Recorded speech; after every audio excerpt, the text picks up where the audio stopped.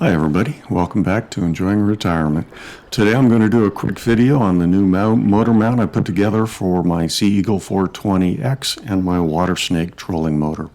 It all starts with the main board here.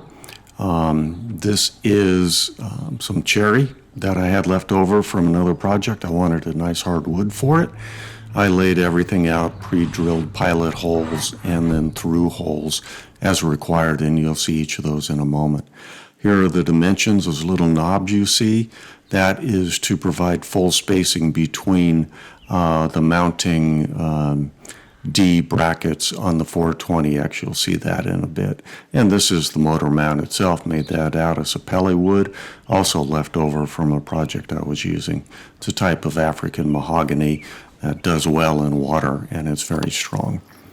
All right, so let's put it together.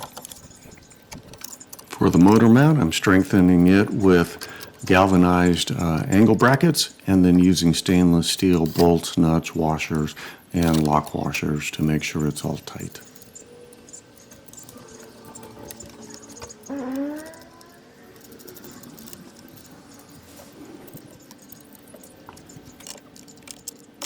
Well, obviously I've speeded it up, but you get the idea. Once the motor mount is on, I firm down all the bolts, lock it into place. And now this little bracket, that's what I use on my die flag. If you saw another video, that is a flag holder that you can put up outside. Works very well for my die flag. This mount I'm putting in there, that will be used to hold my camera for the over-the-shoulder shots. And then I'm putting on two bases for pole holders. They're spaced out. I laid the board across the boat so I got proper spacing. They're spaced out so that they ride on each side of one of the pontoons. And of course this is the side opposite the motor mount.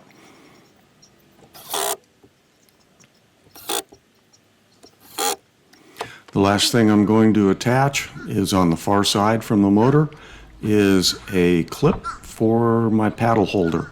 One thing that kind of bugged me is I didn't know what to do with my paddle, so when I'm not using it. So I decided I'd go ahead and put a paddle holder in here. It worked out quite well. Just make sure that you have a safety clip on the paddle so that if it gets knocked out while you're moving, it's still attached to the kayak, just a safety measure. And there's the board. Now let's put it on, do a dry run. See the D-rings there that I was talking about, and the spacers, how they just fill it up so that there's no slop in there. And then just a couple simple straps, and that will hold the board to the kayak, and it works very well. So let's go ahead and dry fit everything, make sure that my spacing is accurate, and see what it looks like.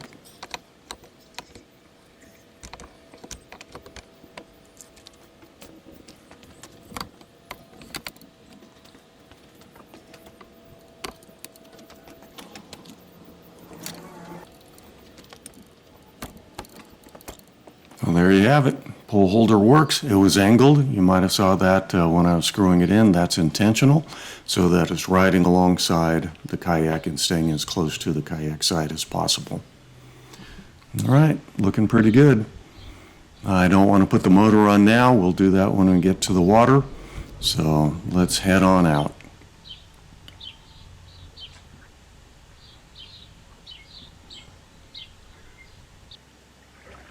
So here we've got everything. Got the battery in place. You can see I've got the battery on the opposite side of the kayak from the motor to help balance it. We'll see how that does when I get out on the water. Got my camera, got my fishing poles, got the paddle in place with the safety strap attached and connected to one of the D-rings.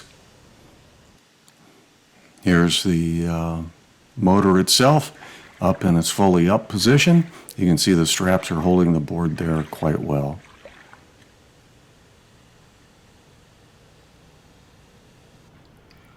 All right, here's the battery. It's a Mighty Max 75 amp hour lithium battery. And here we are on the test run.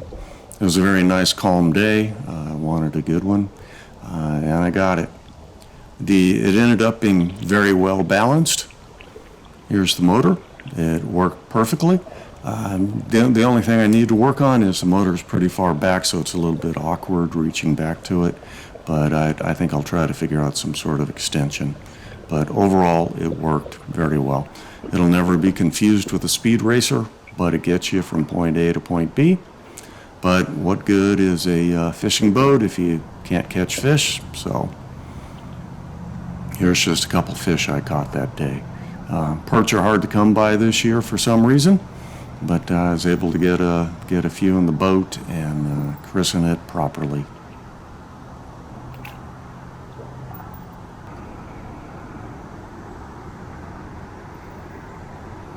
I only found one spot where the perch were, and it was odd. After I caught these guys, I noticed a movement at the bow of the boat and realized it was another cow-nose ray that must have heard the commotion.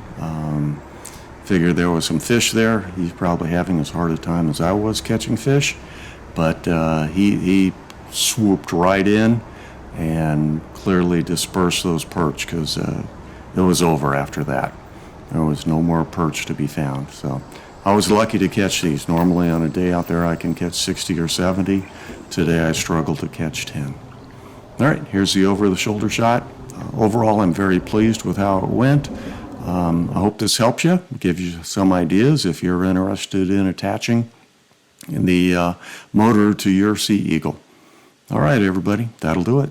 Thanks for watching, and as always, I am enjoying retirement.